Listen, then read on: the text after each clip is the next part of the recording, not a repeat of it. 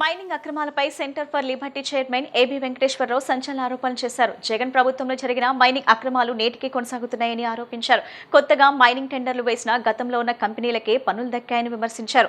Jagan mining కాస్త Lokesh mining గా మారిందని వ్యాఖ్యానించారు. అనేక గ్రామాల్లో మైనింగ్ మాఫియా రైతులను బెదిరిస్తూ అనుమతుల పరిధి దాటి పొలాల్లో మట్టి తవ్వుతుందని ఆరోపించారు. ప్రైవేట్ చెక్ పోస్టులను తొలగించి అక్రమ మైనింగ్ కాంట్రాక్టులను రద్దు చేయాలని డిమాండ్ చేశారు. మైనింగ్ మాఫియాను ప్రజలంతా కలిసి అడ్డుకోవాలని ఏబీ వెంకటేశ్వరరావు పిలుపునిచ్చారు.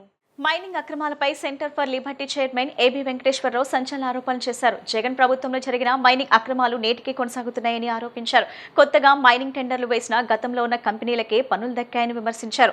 జగన్ మైనింగ్ కాస్త లోకేష్ మైనింగ్ గా మారిందని వ్యాఖ్యానించారు. అనేక గ్రామాల్లో మైనింగ్ మాఫియా రైతులను బెదిరిస్తూ అనుమతుల పరిధి దాటి పొలాల్లో మట్టి తవ్వుతుందని ఆరోపించారు. ప్రైవేట్ చెక్ పోస్టులను తొలగించి అక్రమ మైనింగ్ కాంట్రాక్టులను రద్దు చేయాలని డిమాండ్ చేశారు. మైనింగ్ మాఫియాను ప్రజలంతా కలిసి అడ్డుకోవాలని ఏబీ వెంకటేశ్వరరావు పిలుపునిచ్చారు. జగన్మోహన్ రెడ్డి గారి ప్రభుత్వంలో 2019-24 మధ్యన మైనింగ్ వ్యవహారాల్లో జరిగిన అరాచకాలు, దుర్మార్గాలు, దౌర్జన్యాల గురించి మైన్లు నడిపే వాళ్ళకే కాదు ప్రజలందరికీ కూడా తెలుసు. మర్చిపోలా ఎవరు. ఒకప్పుడు మంత్రులుగా చేసిన వాళ్ళ మైన్లు బలవంతాన్ని ఎట్ట రాయించుకుని పార్టీలు ఎట్ట మార్పించుకున్నారో చూసాం. ఇప్పుడు మంత్రులుగా పనిచేసే వాళ్ళని వాళ్ళ మైన్లు లాక్కుని వాళ్ళ మనుషులతో నడిపించుకుని ఆయన సుప్రీంకోర్టు దాకా పరిగెత్తించారు. ఆయన వాళ్ళ మంత్రిగా ఉన్నాడు, అది చూసాం. చివరికి 2022 ఆ ప్రాంతాల్లో 23 ప్రాంతాల్లో మైన్లు ఎవరికైనా లైసెన్స్ ఇస్తే వాళ్ళ దగ్గర సీనరేజ్ వసూలు చేస్తారు. ప్రజలకు అందరికీ తెలుసు. ఏదో ట్యాక్స్ లాంటిది, మనం జిఎస్టీ వసూలు చేసినట్టు సీనరేజ్ వసూలు చేస్తారు. మైనింగ్ ఫీజు అంటారు, సీనరేజ్ అంటారు, డిఎంఎఫ్ అంటారు. అవన్నీ మనకి మామూలు ప్రజలకు తెలియదు, కానీ గవర్నమెంట్ డబ్బులు వసూలు చేస్తాయి. అది అంతకుముందు మైనింగ్ డిపార్ట్మెంట్ వాళ్ళు వసూలు చేసేవాళ్ళు. గ్రానైట్ తీస్తే క్యూబిక్ మీటర్ కింత, లేదా టన్ను కింత, లేదా లారీ కింత అని చెప్పి వసూలు చేసేవాళ్ళు. అంతకుముందు మైనింగ్ డిపార్ట్మెంటే కలెక్ట్ చేసేవాళ్ళు. సరే, ఎంతో కొంత గవర్నమెంట్కి ఆదాయం వచ్చేది. జగన్మోహన్ రెడ్డి గారు ఏం చేయాలంటే, ఈ మైనింగ్ డిపార్ట్మెంట్ కలెక్షన్ల వల్ల నాకేం రావట్లేదు అనుకున్నారేమో, మైనింగ్ డిపార్ట్మెంట్ పక్కన పెట్టేసి ఒక ప్రైవేట్ కంపెనీకి జిల్లాల వారీగా అమ్మకాలు పెట్టేశాడు. ఎంత కమ్మారయ్యా అంటే, పోనీ అదన్న సరిగ్గా చేశారా? ఎంత కమ్మారయ్యా అంటే, అంతకుముందు 5 సంవత్సరాల్లో మైనింగ్ డిపార్ట్మెంట్ ఎంత వసూలు చేసిందో దాన్ని యావరేజ్ తీశారు. దానికి 10%, ఒక ముష్టి 10% కలిపి ఈ రేట్ ఇస్తే ఇచ్చేస్తామన్నారు. తిరుమల శ్రీ వెంకటేశ్వర స్వామి సన్నిధిలో జరుగుతున్న నిత్యాన్నదాన పథకానికి భక్తులు సమకూరుస్తున్న కూరగాయల్లో 40% శ్రీ వెంకటేశ్వర స్వామి భక్త సమాజం ద్వారానే అందుతున్నాయని భక్త సమాజం ప్రతినిధులు తెలిపారు. స్వామివారి నిత్యాన్నదాన పథకానికి దేశ విదేశాలకు చెందిన భక్తులు సైతం కూరగాయలు సమర్పించేందుకు ముందుకు వస్తున్నారని వారు చెప్పారు. భక్త సమాజం తరపున ఇప్పటికీ మొత్తం 265 లారీల కూరగాయలను స్వామివారికి సమర్పించినట్లు వారు వివరించారు. తిరుమల శ్రీ వెంకటేశ్వర స్వామివారి సన్నిధిలో జరుగుతున్న నిత్యాన్నదాన పథకానికి శ్రీ వెంకటేశ్వర భక్త సమాజం ఆధ్వర్యంలో 265వ విడత కూరగాయలను సమర్పించారు. అమెరికాకు చెందిన యలమంచిలి యుగంధర్, అనుష దంపతులు తమ వివాహ వార్షికోత్సవాన్ని పురస్కరించుకుని భక్త సమాజం తరపున 10 టన్నుల కూరగాయలను సమర్పించారు. ఈడ్పుగల్లులోని ఎంబీఎంఆర్ కాలనీ వద్ద టీటీడీ కూరగాయల రథానికి భక్త సమాజం ప్రతినిధుల ఆధ్వర్యంలో ప్రత్యేక పూజలు నిర్వహించారు. ఈ సందర్భంగా గోవింద నామాలు ఆలపించి శ్రీవారి లడ్డూ ప్రసాదాలను పంపిణీ చేశారు. అనంతరం ముఖ్య అతిథులుగా కంకిపాడు మాజీ ఎంపీపీ దేవినేని రాజా, గుత్తా వెంకటేశ్వరరావు, యలమంచిలి ఈశ్వరరావు తదితరులు పాల్గొని పూజలు నిర్వహించి జెండా ఊపి కూరగాయల రథాన్ని తిరుమలకు సాగనంపారు. ఈ సందర్భంగా వారు మాట్లాడుతూ శ్రీ వెంకటేశ్వర భక్త సమాజం తరపున శ్రీవారి నిత్యాన్నదాన పథకానికి గడిచిన కొన్నేళ్లుగా నిరంతరాయంగా కూరగాయలు సమర్పించడం ముదాహమన్నారు. టీటీడీ సమర్పించే కూరగాయల్లో 40% భక్త సమాజం నుండే పంపగలగడం ఎంతో సంతోషంగా ఉందన్నారు. స్వామివారికి కూరగాయలు సమర్పించడమే కాకుండా టీటీడీ తరహాలో కళ్యాణ మహోత్సవాలను కూడా నిర్వహిస్తున్నామని వివరించారు. ఈ కార్యక్రమానికి శ్రీకారం చుట్టిన చలసాని శ్రీనివాసరావు సహా 22 మంది దాతలను టీటీడీ సత్కరించడం అభినందనీయమన్నారు. ప్రస్తుతం 155వ కళ్యాణాన్ని ఈ సాయంత్రం నిర్వహిస్తున్నట్లు వివరించారు. నిత్యాన్నదాన పథకానికి కూరగాయలు సమర్పించిన వారందరికీ శ్రీ స్వామివారి కృపా కటాక్షాలు వీక్షణలు ఉండాలని వారు ఆకాంక్షించారు. ఈ కార్యక్రమంలో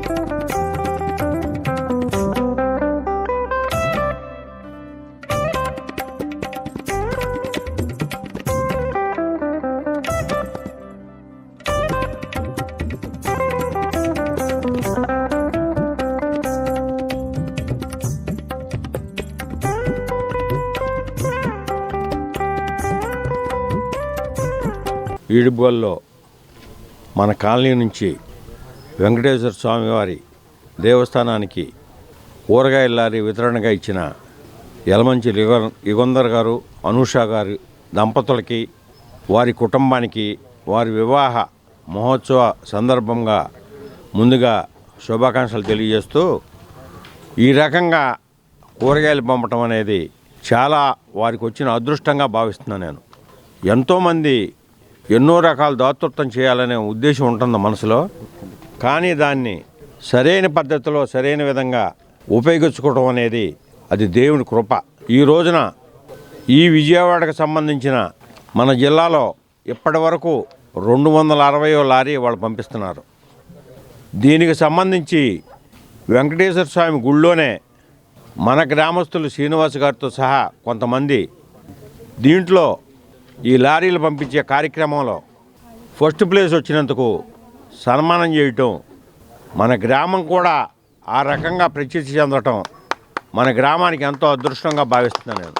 ఆ ఏడుకొండల వాణి సన్నిధికి కావాల్సిన కూరగాయలు మన ఏరియా నుంచే 45-50% దాకా వెళ్తాయని చెప్పి తెలియజేయడం జరిగింది ఈశ్వరరావు గారు. దాని గురించే మొన్న మన జిల్లా నుంచి మన ఊరు నుంచి కూడా ముఖ్యుల్ని అక్కడ పిలిచి సన్మానం చేయడం కూడా జరిగింది. 45% వెళ్తాయి అని 50% వెళ్తాయి అనేది నాకు తెలియలేదు, కానీ సన్మానం చేస్తాం, ఫస్ట్ అనేది మనం ఉన్నామనేది చల్సాని శ్రీనివాసరావు గారు, ఈశ్వరరావు గారు వీళ్ళందరూ కృషితో చల్సాని శ్రీనివాసరావు గారిని మరికొంతమందిని అక్కడ దేవస్థానం వాళ్ళు పిలిచి ప్రత్యేకంగా సన్మానం చేయటం మన ఊరికి కూడా గొప్పగా భావిస్తూ గర్వకారణంగా భావిస్తూ ఈ వెంకటేశ్వర స్వామి కృప మన ఊరికి అన్ని వేళలా ఉంటుందని చెప్పి ప్రార్థిస్తూ సెలవు తీసుకున్నాం. ఓం నమో వెంకటేశాయ. శ్రీ వెంకటేశ్వర స్వామి భక్త సమాజం విజయవాడ తరఫున ఈరోజు 260 కూరగాయల లారీ వితరణ. దాతలు ఎలమంచిలి యుగంధర్, అనూష అమెరికాలో ఉంటారు.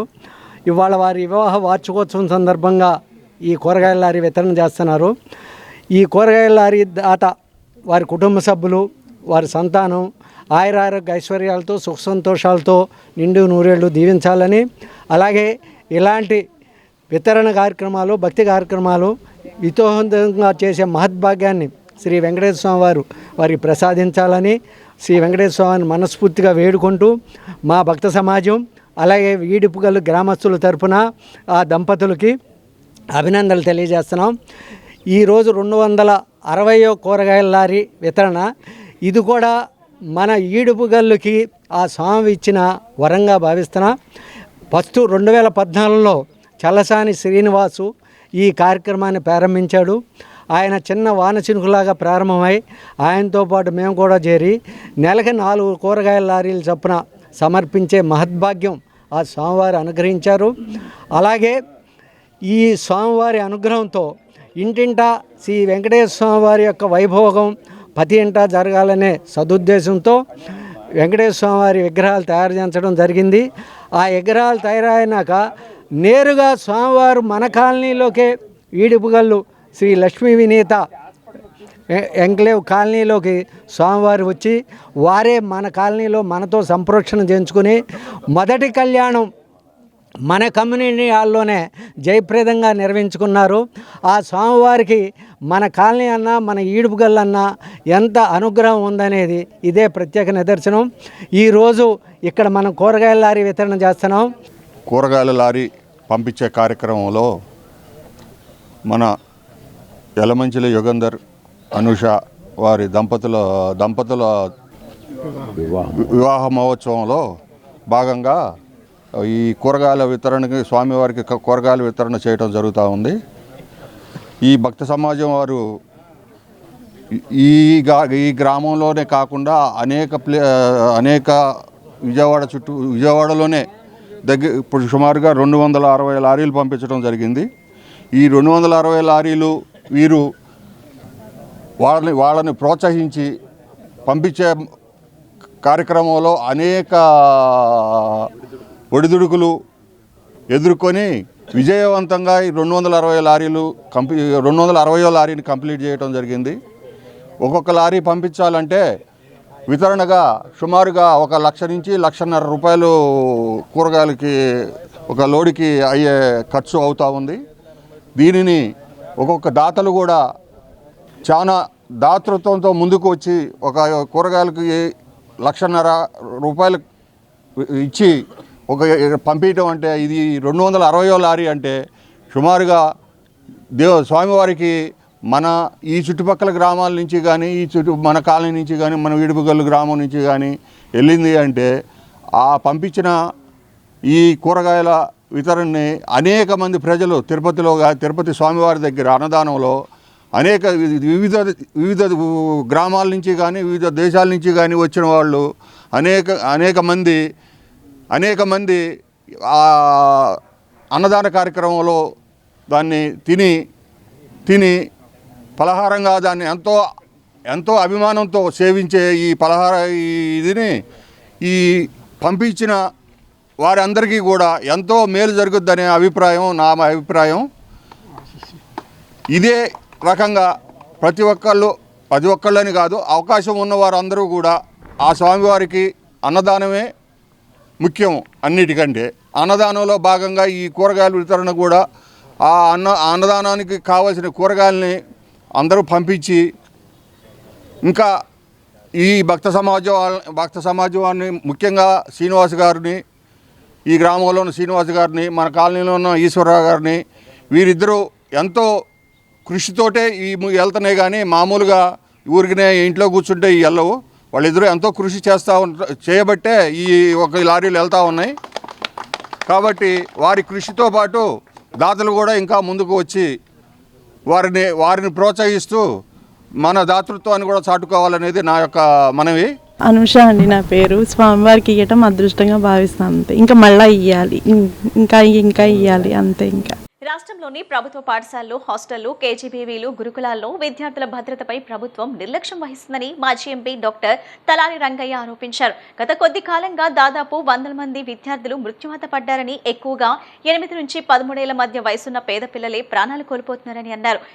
సెట్టూరు మండలంలో గోడకూలి విద్యార్థి మృతి చెందడం, రాయల దుప్పట్లో బాలుడు ఫామ్ పౌండ్లో పడి చనిపోవడం వంటి ఘటనలను ప్రస్తావించారు. కనేకల్లు హాస్టల్లో 650 మంది విద్యార్థులకు సరైన నీటి సౌకర్యం లేక ఇబ్బందులు పడుతున్నారని ఆరోపించారు. దాదాపు 30 నెలల కాలంలో దాదాపు 100 మంది విద్యార్థులు మృత్యుప్రాలు అయిన సందర్భాన్ని మనం చూస్తున్నాం. రాష్ట్రంలో ముక్కు పచ్చలారని బిడ్డలు 8 సంవత్సరాల నుంచి 12, 13 సంవత్సరాల మధ్యలో ఉన్న పిల్లలే ఎక్కువ మంది చనిపోయారు. దాదాపు నా నియోజకవర్గంలోనే 1/2 డజన్ పైన చనిపోయారు. మా జిల్లాలో కూడా అదే పరిస్థితి. రాష్ట్ర వ్యాప్తంగా చూస్తే దాదాపు దగ్గర సెంచరీకి వస్తున్నాయి మరణాలు.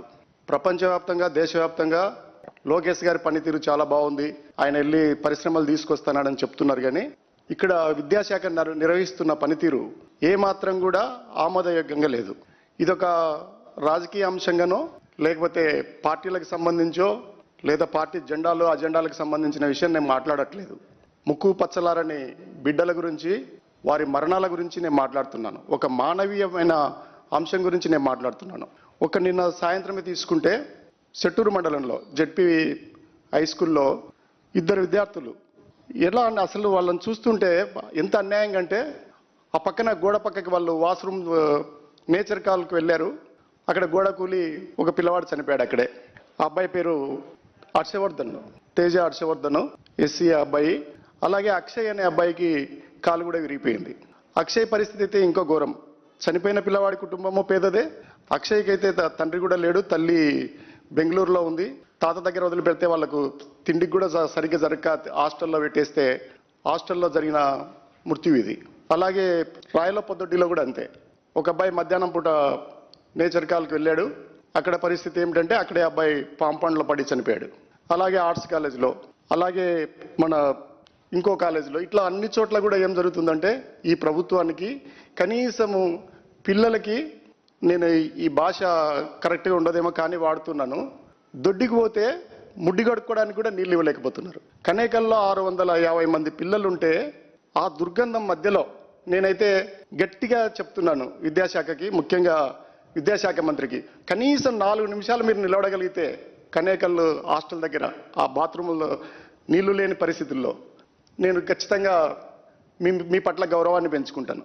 నగరంలో గంజాయి డ్రగ్స్ నిర్మూలనకు ఈగల్ ఛాలెంజ్ చేపట్టినట్లు కొత్తపేట సీఐ కొండలరావు తెలిపారు. గంజాయి తెచ్చేవారు, విక్రయించేవారి సమాచారం అందిస్తే 5,000 రూపాయల నగదు బహుమతి, గంజాయి సేవించేవారి సమాచారం ఇస్తే 1,500 రూపాయల బహుమతి అందజేస్తామని ప్రకటించారు. నగరంలో డ్రగ్స్, గంజాయి, బ్లేడ్ బ్యాష్ కార్యకలాపాలకు పూర్తిగా స్వస్తి పలకడమే ఈగల్ ఛాలెంజ్ ప్రధాన లక్ష్యమన్నారు. ప్రజలు తమకు తెలిసిన సమాచారాన్ని గోప్యంగా ఈగల్ కాల్ సెంటర్కు 1972కు ఫిర్యాదు చేయాలని సీఐ సూచించారు. యువతని గంజాయి మరియు ఇతర మత్తు పదార్థాల నుంచి కాపాడే విషయంలో ఎన్టీఆర్ పోలీస్ కమిషనరేట్ మరొక అడుగు ముందుకేసింది. ఈ ప్రజలకి ఒక ఈగల్ ఛాలెంజ్ అనేది ఇవ్వడం జరుగుతుంది. ఈ ఈగల్ ఛాలెంజ్లో భాగంగా పోలీసులు కోరేది ఏమంటే, ఇప్పటి వరకు సిపి గారి ఆధ్వర్యంలో అన్ని పోలీస్ స్టేషన్ల నుంచి డ్రగ్స్పై దండయాత్ర మొదటి 2 భాగాల్లో మేము చేసిన కృషికి గాను ఇప్పటి వరకు జిల్లాలో డ్రగ్స్ వాడకం అనేది గణనీయంగా తగ్గింది. ఆ నమ్మకంతోనే పోలీస్ వ్యవస్థ ప్రజలకు ఒక ఛాలెంజ్ ఇవ్వడం జరుగుతుంది. ఇది మేము ఇప్పటివరకు ఐడెంటిఫై చేసిన వాళ్ళు కాకుండా ఎవరైనా కొత్త వారిని మీరు వాళ్ళకి సంబంధించి గంజాయి సేవిస్తున్నారనే సమాచారం ఇచ్చినట్లయితే దానికి మీకు ప్రోత్సాహంగా 1,500 రూపాయలు, అలాగే గంజాయి అమ్మే వాళ్ళకి సంబంధించిన సమాచారాన్ని కనుక మీరు ఇచ్చినట్లయితే వాళ్ళకి 5,000 రూపాయలు ప్రోత్సాహం పోలీస్ వ్యవస్థ తరపు నుంచి మీకు అందుతుంది. మీకు సంబంధించిన సమాచారాన్ని గోప్యంగా ఉంచుతాం. మీరు పంపిన సమాచారం అది నిజం అని నిర్ధారణ చేసుకున్న తర్వాత మాత్రమే మీకు ప్రోత్సాహం అనేది అందుతుంది. అదేవిధంగా ఈ సందర్భంగా ప్రజలందరినీ కోరుకునేది ఒకటే, మనం రాజధాని ప్రాంతంలో ఉన్నాం. మనం రాజధానిని ఒక డ్రగ్స్, గంజాయి అనే అపోహల నుంచి, బ్లేడ్ బ్యాచ్ అనే అపోహల నుంచి దూరంగా ఉంచడానికి మా ప్రయత్నానికి మీరు కూడా సహకరించండి. ఒక నిర్ధారణ లేని ఆరోపణలతోటి మనం చాలా విషయాలు మాట్లాడుతూ ఉంటాం. ప్రతి చిన్న విషయాలు ఎవరైనా తాగి రోడ్డు మీద గొడవ చేసినా, ఏం చేసినా కూడా బ్లేడ్ బ్యాచ్, గంజాయి బ్యాచ్ అని చెప్పడం విజయవాడలో చాలా పరిపాటి. ఆ అలవాటు నుంచి బయటకు వద్దాం. నిజంగా వాళ్ళు గంజాయి తాగారా, బ్లేడ్ బ్యాచా అనేది విచారణ చేసి నిర్ధారణ చేసిన తర్వాత మాత్రమే మనం అది నిజమని నమ్మడం మంచిది. అంతే తప్ప మన జిల్లా పరువుని మనమే తీసుకోవడం అనేది కరెక్ట్ కాదని ఈ సందర్భంగా మీ అందరికీ విజ్ఞప్తి చేస్తాను. వార్తలు ముగించే ముందు ముఖ్యాంశాలు మరోసారి.